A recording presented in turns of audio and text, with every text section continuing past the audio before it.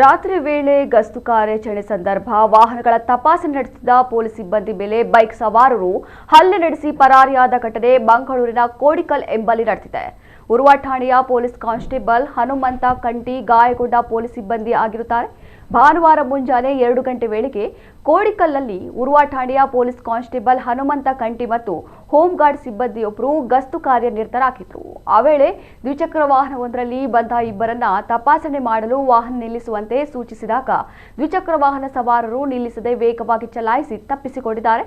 ಕೆಲವು ಹೊತ್ತಿನ ಬಳಿಕ ಅದೇ ದ್ವಿಚಕ್ರ ವಾಹನ ಸವಾರರು ಪುನಃ ಬಂದಿದ್ದು ಪೊಲೀಸರು ತಡೆದು ನಿಲ್ಲಿಸಲು ಯತ್ನಿಸಿದಾಗ ಹಿಂಬದಿ ಕುಳಿತಿದ್ದ ಸವಾರ ಸಿಮೆಂಟ್ ಶೀಟ್ ತುಂಡಿನಂತಹ ವಸ್ತುವಿನಿಂದ ಹನುಮಂತ ಕಂಟಿ ಅವರ ತಲೆಗೆ ಬಲವಾಗಿ ಹೊಡೆದಿದ್ದು ಬಳಿಕ ಇಬ್ಬರು ದ್ವಿಚಕ್ರ ವಾಹನದಲ್ಲಿ ಪರಾರಿಯಾಗಿದ್ದಾರೆ. ಗಾಯಗೊಂಡ ಹನುಮಂತ ಕಂಟಿ ಅವರು ಆಸ್ಪತ್ರೆಯಲ್ಲಿ ಒಳರೋಗಿಯಾಗಿ ಚಿಕಿತ್ಸೆ ಪಡೆದಿದ್ದಾರೆ. ದುಷ್ಕರ್ಮಿಗಳು ಹಲ್ಲೆ ನಡೆಸಿ ಪರಾರಿಯಾದ ದೃಶ್ಯ ಸಿಸಿ ಕ್ಯಾಮೆರಾದಲ್ಲಿ ಸೆರೆಯಾಗಿದೆ. ಈ ಬಗ್ಗೆ ಉರ್ವ ಠಾಣೆಯಲ್ಲಿ ಪ್ರಕರಣ ದಾಖಲಾಗಿದೆ.